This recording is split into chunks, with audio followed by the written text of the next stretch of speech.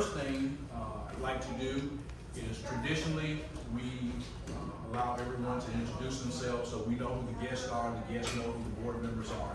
And so I'm gonna start with Mr. Williams over to my left, and if you'll tell us who you are and what organization that you're with, or who you represent. Charles Williams, Richmond County Tax Collector's Office. Ms. Williams? Rita Williams, Augusta native. Yes, sir.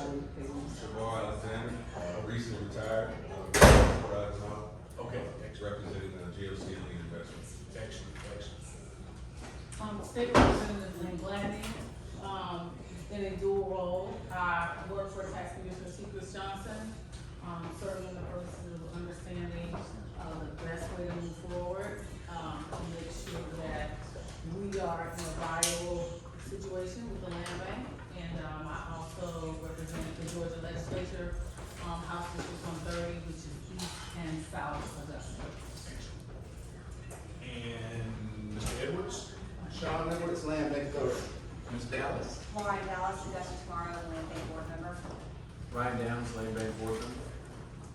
Scott Roundtree, Land Bank Board Member and Tax Assessor's Office. Alex Winfrey, Winfrey Homes. James Henry, recently retired as well, Spring Fund Investment. Lisa Williams, Land Bank Authority. Portia Beasley, Location Real Estate. Kimara Jones, Project Manager, Land Bank Authority. Devon Drunko, Shed Price. Okay. Cena McLean, and that's the one. And I see our attorney, Mr. John Manton. I'm John Manton, representing Minute Lane, Land Bank Attorney. Okay. Now that we have our introductions and also have a photographer, and tell me your name again. It's Erin Weeks. Erin Weeks, she's a photographer from the Augusta Press. Okay, so now we're gonna go ahead and get started. For board members, you should have received a copy of the meeting minutes from August 7th. If you have not had an opportunity to take a look, please take this opportunity to take a look over it and see if there are any corrections that are needed, and then someone please make a motion as it applies to acceptance of the minutes.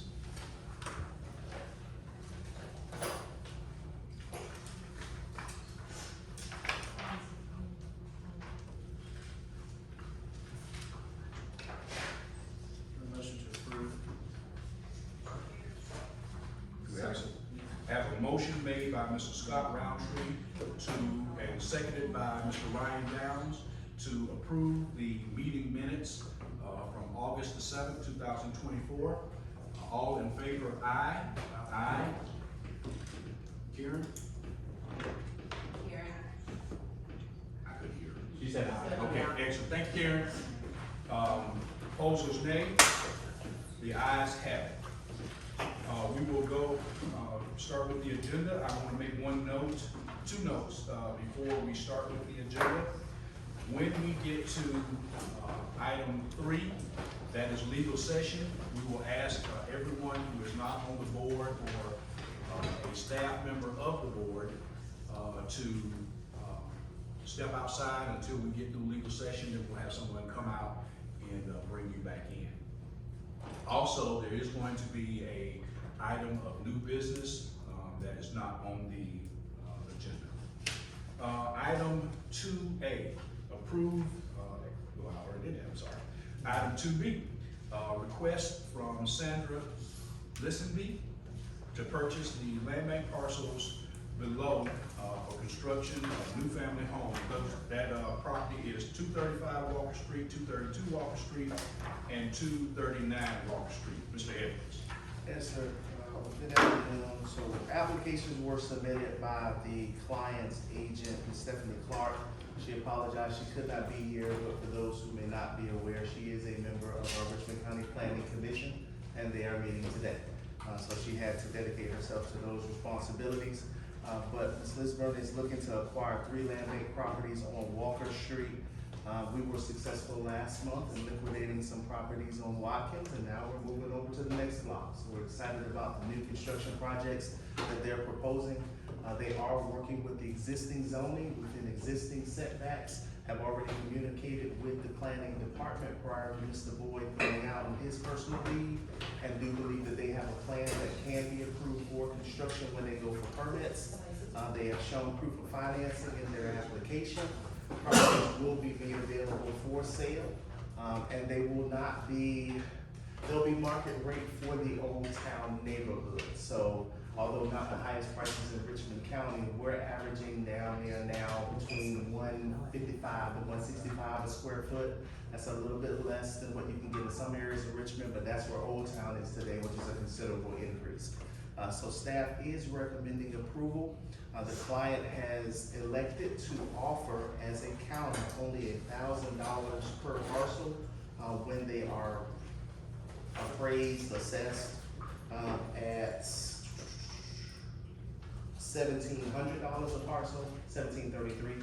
We didn't think that $733 was enough to stand in the way of being able to get these new construction projects done. They are paying all fees. So again, staff is recommending approval of the sale of 235, 232, and 239 Walker Street for a total of $7,200. That is $3,000 for the land, $4,200 in fees, and the deposit of $4,200 has already been submitted. These properties are located in the land bank. Yes, sir. Questions, board members?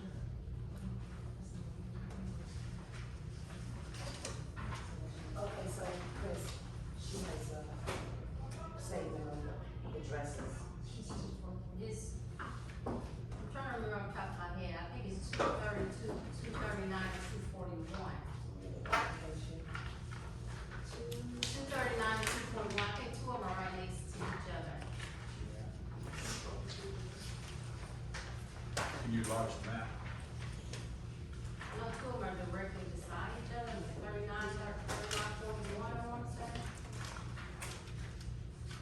And then one directly across the street, I think is 32, I want to say 32. 39.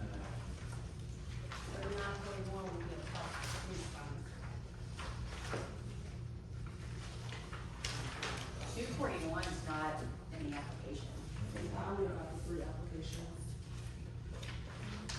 Okay, so if there is a discrepancy with the application, then we'll have to go, two of them are right, is that correct? And you have an application with you? Yes, ma'am.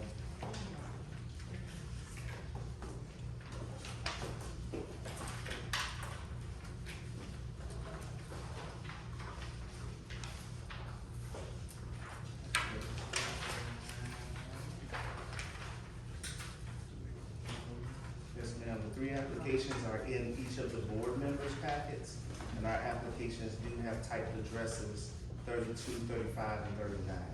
I know there was discussion about that fourth property that's across the street, but we don't have that in this packet. And we can only go with the ones that we have application. Is there any question whether or not these three are the ones? Can you give us, on the three, we can go on a little bit later, I just want to make a call. Well, let me say this. If there's an additional one that you want, we won't be able to do it today because the board members have to have an opportunity to look at it. However, if you want to just take a look and make sure that these three are correct, Yes, sir. then what I'll do is I'll go to the next item and give you a chance to do that. That'd be Okay, great. all right. So what I'm gonna do, board members, is I'm gonna skip this one for a second, give them a chance to go confer, make sure we have it right, and then we'll come back to this item. Okay, item 2C, approve request from Capital Investment Group to purchase land bank property located at 6 Sherman. Mr. Edwards. Yes, sir. So this was a city transfer to the land bank. At the time of City Capital Investments beginning its new construction. Some board members are new and were not with us when the blight ordinance was signed down on Sherman Street. The intention then, we sold all 11 parcels that the land bank held. Plans of new construction coming to that area as an extension of the Twig Circle development. Developer is working with the Housing Department, Housing and Community Development, not Housing Authority. Housing and Community Development 3 new constructions are done, 1 rehab is done, but this was the last remaining property available on that street to be able to continue down to the dead end. And so staff is recommending approval in order to sell this property to CD Capital for a total of $3,600, $1,400 of which being fees, $2,200 being the full assessed value of the parcel as is, so for a total price of $3,600 for sale of 6 Sherman. So a couple questions, Mr. Edwards. One, we do have this one in inventory Yes, sir. via the city, is that correct? Yes. And this one is located at, is this at the corner of, Sherman It's down at the and end. Olson Avenue? Yes, sir, it's not the last lot, but it is down. Oh, this is there. back toward the railroad track? Yeah. Okay, I got you, back toward the end of the street. Down near, Mr. Tutt's property. Yeah, he on either side. On either side, I got you. Board members, questions? No questions, I motion to approve. Second. Motion has been made, by Mr. Scott Roundtree and properly seconded by Ms. Lauren Dallas to approve the request, from CD Investment, Group to sell the property located at 6 Sherman Street for $3,600. All in favor, aye. Aye. Opposers, nay. Going to item 2D, approve request from, Mr. Shabar Alexander to purchase the land bank parcels, located at 106, 108, and 112 Telfair. Mr. Edwards. So board approved these properties to be sold, I wanna say in the spring. We came back within a month. That applicant requested a refund because we were not in a position to negotiate with the church at 104 on a demolition of an acquired property from a family estate. At that time, squatters had taken occupancy of the burnout structure. We followed up with code enforcement as well as city legal to see where are we in the blight ordinance, being able to acquire that property. That particular church pastor had already received summons to go to court, and we had had several conversations with the church about options that the land bank could institute using Rescue Plan Act funds to demolish that structure, of course securing and funding it as a lien against the property. To demolish that structure and even assist them in potentially creating some parking that they said they wanted. We were never able to negotiate that deal. Board approved therefore to refund that client their money because they were doing a for sale project and did not believe they would be able to sell their units next to a burnout, overgrown lot with squatters. Mr. Alexander has since approached looking for a similar design triplex to be built, but this time being for rent, and feels very confident visiting the property as early as this month, and feels that there's something that he can do there in order to be able to give that final tenant on the closest unit to 104 some sense of security for the existing structure. It has since caught fire again. It's burned down probably 50% more, 60% more than what it was. So the squatter issue may be resolved, but now the overgrowth looks even worse. To that, with the plan being rental, with there being some discussion by Mr. Alexander to proceed with discussions with the church, we feel confident he will be able to do his project, and so staff is recommending approval for sale for a total price of $19,200. That is the total of $4,200 of fees for each parcel. It is a client offer of $5,000 per lot. We feel that that's an acceptable loss on number 108 and 112 being valued at only $5,200. We think, in fact, we researched, the valuation placed on 106 still includes the structure, which has been demolished. That actually was a land bank lot that caught fire that we had to tear down ourselves in 2019.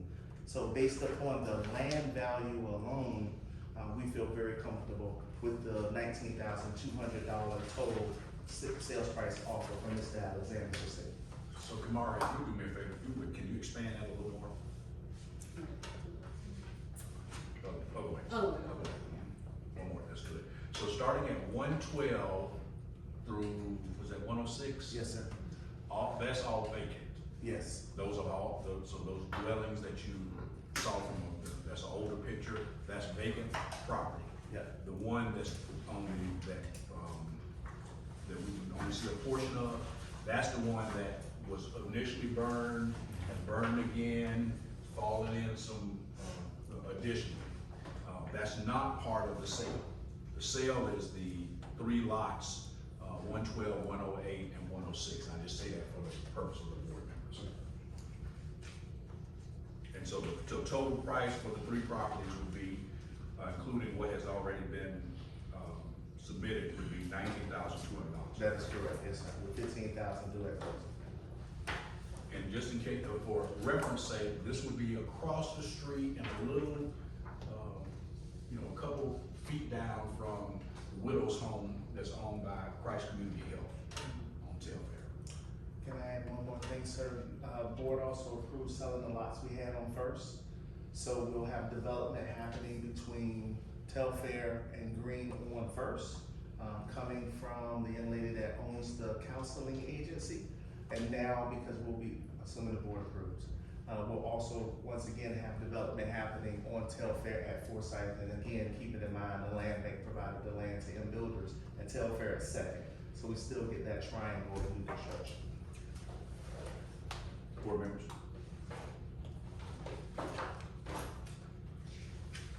Motion to approve. Second. Motion has been made by Mr. Scott Roundtree and properly seconded by Ms. Lauren Dallas to sell the property located at 106, 108, and 112 Telfair Street to Mr. Shabar Alexander for the price of $19,200. All in favor, aye? Aye. Aye. Opposed, nay? The ayes have it. Are we still discussing, Lisa? They're figuring it out, because apparently they have that, yeah, they're figuring it out, they're coming with it. Item 2E, this is a request from Ms. Laretha Williams with assistance on foreclosure at the property located at 1509 Clay Street for rehabilitation. Mr. Edwards. So the board heard this item last month. Was a request for foreclosure by Ms. Williams. Board accepted staff recommendations to not approve because we believe the property to be occupied. We communicated the board's comments to Ms. Williams to let her know that we thought the property was, as we assured the board prior to your meeting last month. We had driven by the property.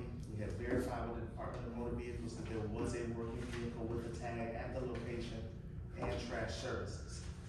We have since, now with Ms. Williams' desire to come back before the board to request your reconsideration, we have since re-verified with the Department of Motor Vehicles, and the public information they could give was the same, that there is a registered vehicle at the location. We've also verified with the Utilities Department that there is active water service at the location. So Ms. Williams would like to address the board to see if you would reconsider last month's motion. And before Ms. Williams does that, I will tell you that the previous owner is deceased, and that there is a person who is a friend of the family who had paid the taxes up until a couple years ago. For some reason, an attorney, according to that individual, an attorney gave them the advice not to pay the taxes on it anymore, so it is at least 2 years tax delinquent. And information from the son is that they have no interest in the property. Ms. Williams. When I checked on it prior to talking to Mr. Edwards, when he told me about it, but I went and checked on it, and that car is sitting there, it hadn't been moved in about 3 years. And I got that information from, well, they're not here, but I got it from the next door neighbors at 1507. They said, the wife said that she's been there for 3 years and had not been moved. The postman, I talked to him after the meeting. I think the last meeting was August the 7th or so. I think I talked to him after that, and he said that he hadn't seen anybody there, and he had been delivering mail for 2 months. But he said the previous postman probably would tell me more about it, but he said that, he heard that the lady was deceased. And also, the gentleman that does a lot of my yard work, he also verified that the car has not been moved, in about 3 years. And I took a picture of the back tire, I got on my phone, I had a couple of them on it, but, I had to get a rental car to get here, but I took a picture of the back tire, and there's grass growing up under the tires. On the front porch, there's a chair that's blocking the doorway, you know. Also, I checked on all of the utilities, I checked recently, I checked on all of the utilities, and the light company told me that I could put the lights in my name.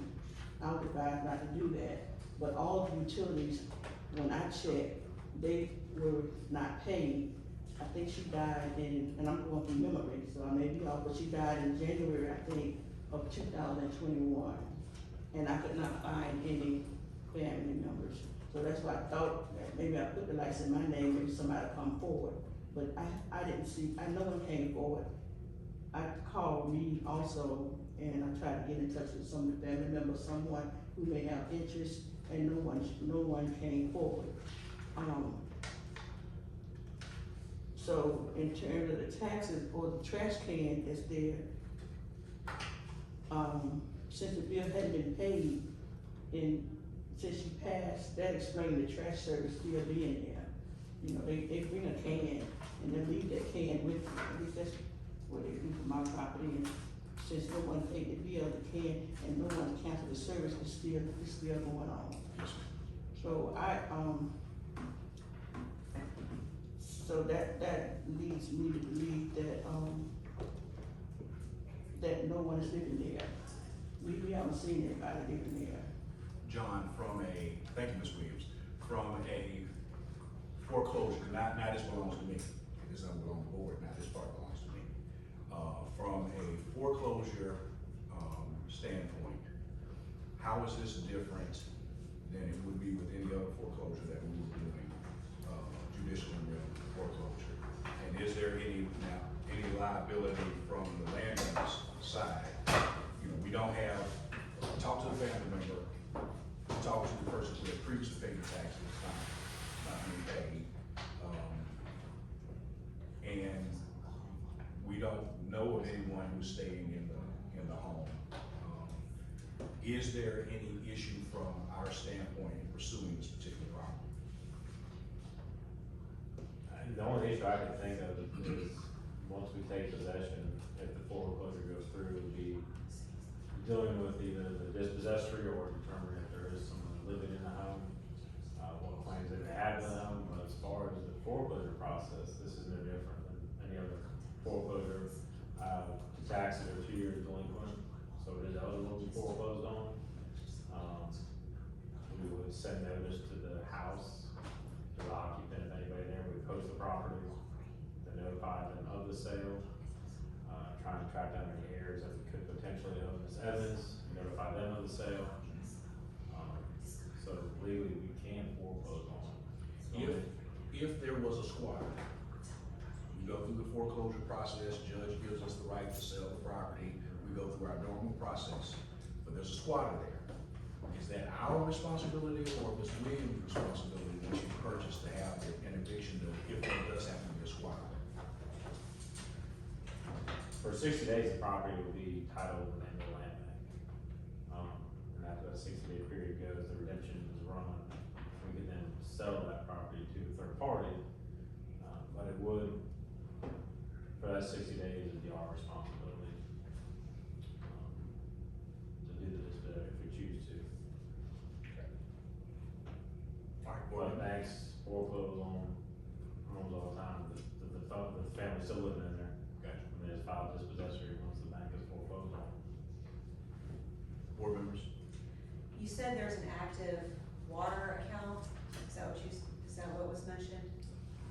Yes, ma'am. There is, and it has not been paid, I mean, we don't They know. can't, I'm not on the accountant, so the utilities department let me know that they can't give me that information. They simply said that it is an active account. But But if I could add one thing for the full edification of the board, to Mr. Madden's point, we have foreclosed on properties that have been tax delinquent before because your written policy, although it discourages acquiring properties, requiring that you would dispossess or, what's the other word? Basically having to kick somebody out, I can't think of it. Displace, thank you. Dispossess or displace someone, the board does have the right to make the decision to act outside of its policy at any time. So, Ms. Williams and I have talked, as noted before, after last month's meeting. The board did make the decision that her refund would not be allowed from this application. I did indicate to her that if we could not get a decision out of this that was favorable for this property, that we would have no issue whatsoever of applying that to another project once she found one. So the staff is fine with the decision of the board and will work with Ms. Williams under any decision. Board members?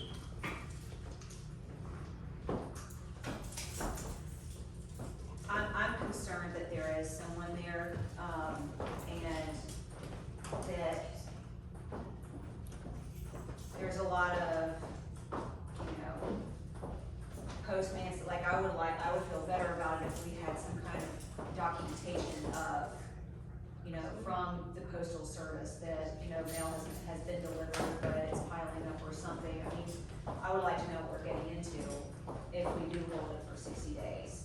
I'm not saying any of that's not happening, because I'm sure it is, but for our liability, I would feel better about that. I don't know if that's within our purview or not. Have we ever asked I think we did on Second Avenue, asked the marshal's office To do a drive-by or something of that nature. to check. We have not on this property because we're not in possession of the property. Right. It's privately owned, so the marshal has no right to go on That's right, the that was premises. our property. That is We did correct, that. yes, sir. 546. That's why the verifications for both Ms. Williams and my end have had to stop at services because we can't go onto the property. Okay.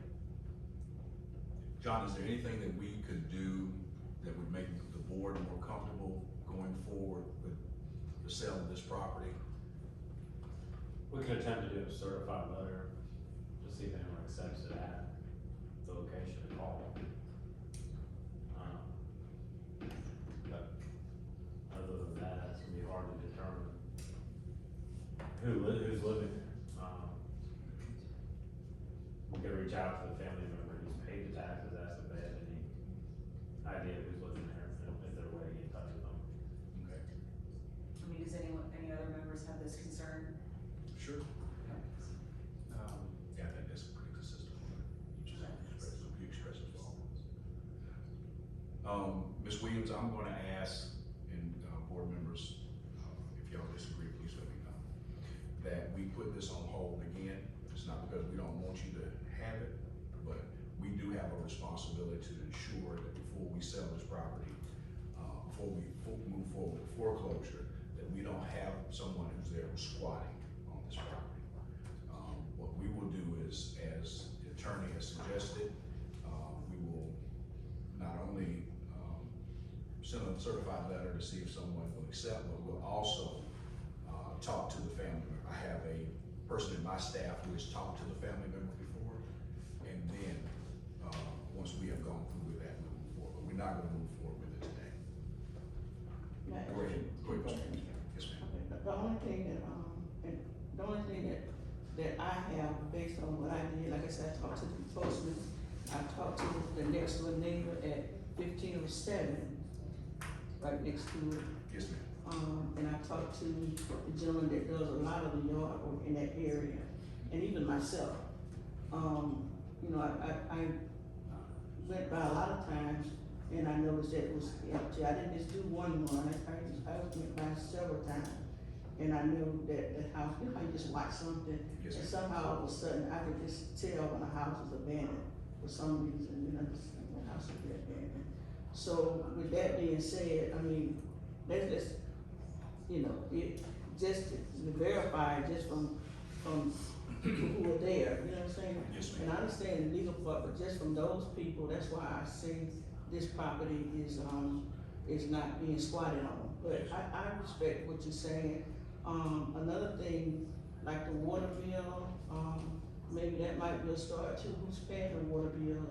Because when I called, they told me something totally different, they told me. We wouldn't be able to get any more information. Okay, they told me, but I called, and I got information from everybody except the light people. Yes, ma'am. And those were the ones that was, telling me to put it in my name, but someone said I wouldn't do that, but, We'll go back and check with the family member. We'll check and when you do, with the the person who's responsible, I previously can made. that person, the family member. No, ma'am. But what we will do from the land bank standpoint, we will do what we can to verify to make sure that the board is comfortable before we move forward with this action. So I'm gonna ask that we move it to the October meeting. If that's okay with the remainder of the board. Karen, you good with that?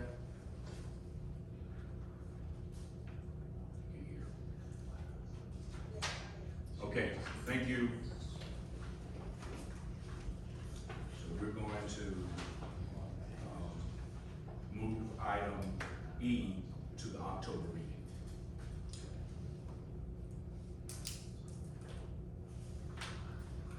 Okay, I'm going to go back to item 2B. And again, this is the sale of the properties located at 232, 235, 239 Walker Street. Those are the ones that the application was made for. Sisters have had an opportunity to confer, and they have decided that they're going to move forward with those 3 properties, and then the other 241, they're going to look at putting an application in for that one for a future date. And so just as a recap, those properties are to be sold to construct single-family homes, and the total sale price for those 3 properties are $7,200. Board members. Motion to approve. Second. Motion has been made by Mr. Scott Roundtree and properly seconded by Mr. Ryan Downs to sell the properties located at 232, 235, and 239 Walker Street to Ms. Sandra Lessenby for the price of $7,200. All in favor, aye. Aye. Opposed, nay.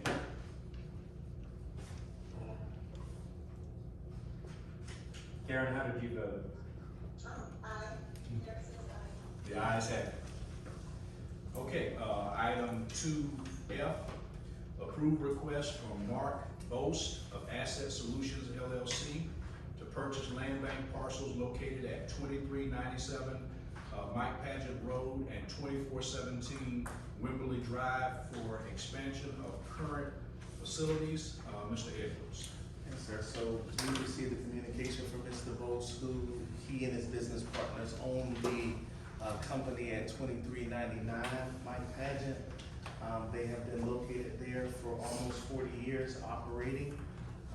They have a need for expanded parking, as well as additional laydown for their trucking service facility.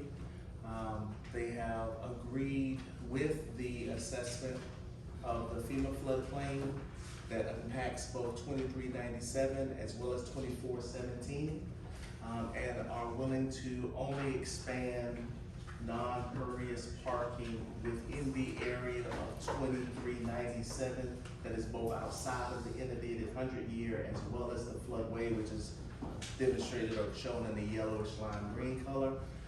They plan to use the remainder of the acquired property if approved by the board to just be a buffer. And if in the future, which we discussed at length, they do decide to try to move forward with any type of structure, they will work directly with planning and development because of known impacts of watershed that could have on our water table. As a concession, in negotiating with them, since the property at 2417 is 100% covered, we felt like the sales price, which is almost the full assessed value of 2397 Mike Paget, was sufficient because again, 2417 is just unstable woods. So staff is humbly and excited to be recommending the sale of this property to Mr. Bose and his group for a total price of $110,000. You excited to get it out? Yes, sir. Yes, sir. Just jokingly to add, we have brought projects before this board before, 2 in fact, that because of the floodplain encroachment, we have been unable to sell these properties. So we now have somebody that is willing to put a project there that works with the floodplain. So yes, sir, we are very excited for the chance to get this sold. Board members? Motion to approve. Second. Motion has been made by Mr. Scott Roundtree. We share your enthusiasm, by Mr. Scott Roundtree, and properly seconded by Ms. Barn Dallas to sell the property, properties located at 2417 Wimberley Drive and 2397 Mike Paget for, the price of $110,000 to Mr. Mike Most of Asset Solutions LLC. All in favor, aye? Aye. She said She said aye. Opposers, nay? The ayes have it. That sale is approved. Okay, ladies and gentlemen, we're going to ask all not associated with the board to please step out for a few moments while the board. First, you make a motion. Oh, yeah, I'm sorry. I make a motion to go into executive session at 2:36 p.m. Do I have a second? For the purpose of? For the purpose to discuss real estate. Second. The motion has been made by Chris Johnson and properly seconded by Mr. Ryan Downs to go into executive session at 2:36 p.m. to discuss real estate.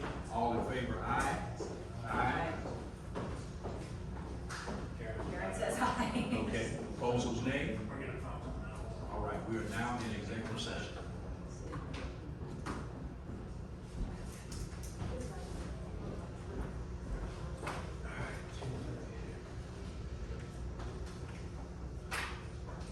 Karen, can I ask that you just mute until you want to say something, just because we're getting a lot of feedback? Okay. Back.